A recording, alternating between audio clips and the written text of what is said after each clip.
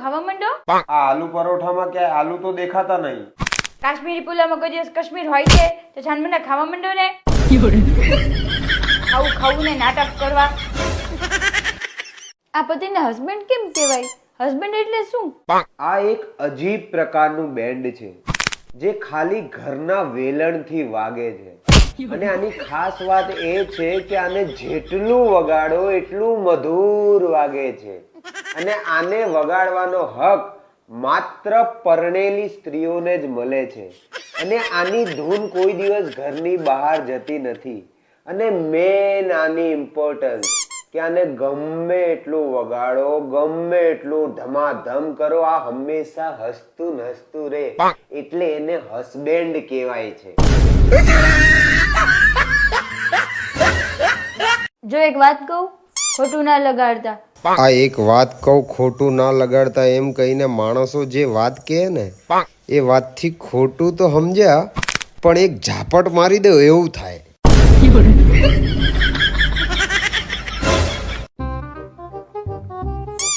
આ શાકનું નામ શું છે?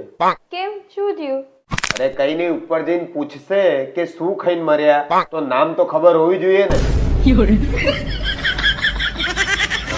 વિજય, કેવું નહીં? માણસ મોટું થતું જાય એમ કેવું બદલાતું જાય. હા યાર, એ તો બદલાય તો ખરી જ ને. જો હમણાં સાંજે જ હું તારું પ્રમાણપત્ર જોતો હતો 8મા ધોરણમાં. એમાં શું લખ્યું તું ને અત્યાર શું? એમાં લખ્યું તું કે કોમળશાળી, શાંતિ પ્રિય અને વર્તણૂક સારી. અને અત્યાર જો એટલે ઉંમર થાય એમ બદલાય માણસ. એમ પરિવર્તન સંસારનો નિયમ છે.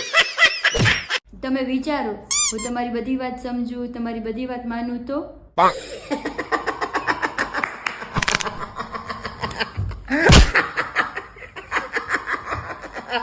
શું થયું? હું આવું વિચારી પણ નહીં શકતો.